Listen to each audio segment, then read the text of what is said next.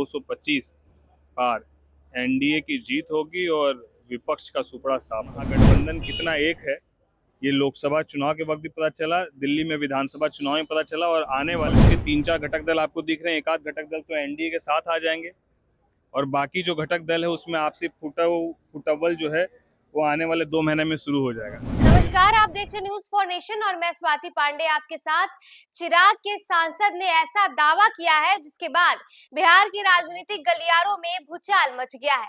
दरअसल खगड़िया से चिराग गुट के सांसद राजेश वर्मा ने खुलासा किया है कि महागठबंधन के ऐसे कई नेता हैं जिनका वास्ता एनडीए गठबंधन के साथ है और वो 2025 के बिहार चुनाव से पहले ही एनडीए में शामिल हो जाएंगे, यानी कि बिहार के महागठबंधन में टूट हो जाएगा।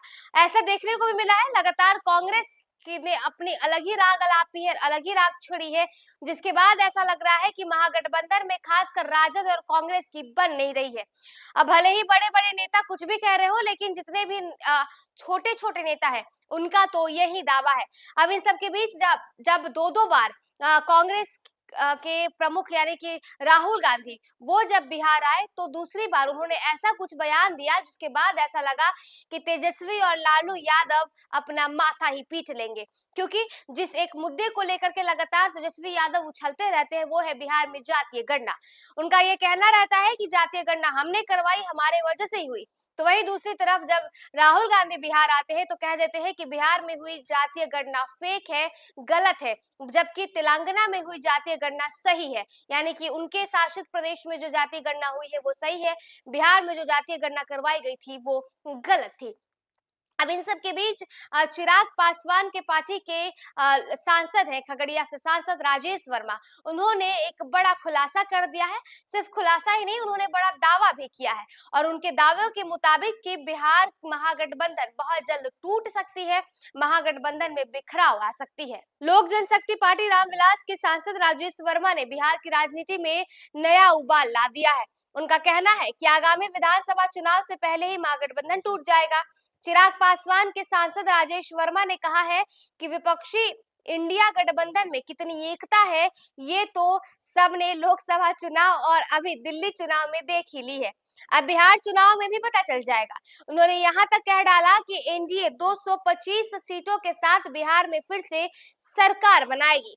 राजेश वर्मा का ये मानना है कि इंडिया गठबंधन अब कमजोर हो गया है और इसके कई घटक दल चुनाव से पहले अलग ही हो जाएंगे। उन्होंने कहा है कि एनडीए को 225 सीटें मिलने की पूरी संभावना है। उनका ये तर्क है कि महागठबंधन के कुछ दल एनडीए में आएंगे जबकि बाकी अंदरूनी कलह में उलझे रहेंगे, जिससे गठबंधन की ताकत कमजोर हो जाएगी। दिल्ली विधानसभा चुनाव को लेकर के भी वर्मा ने अपनी पार्टी की भूमिका को अहम बताया। उन्होंने कहा कि दिल्ली में हमारी पार्टी ने 50,000 से ज्यादा वोट हासिल किए हैं, जिससे संगठन को मजबूती मिली है। राजेश वर्मा का मानना है कि ये चुनावी प्रदर्शन एलजेपी रामविलास के विस्तार में सहायक साबित होगा। नीतीश कुमार के बेटे निशांत की भी राजनीति में आने को लेकर के कई सारे कयास लगाए जा रहे हैं। इसे लेकर के भी जो है राजेश वर्मा ने कहा है, उन्होंने कहा कि युवाओं को राजनीति में आना चाहिए। यदि निशांत कुमार राजनीति में आते हैं तो हम उनका स्वागत करेंगे।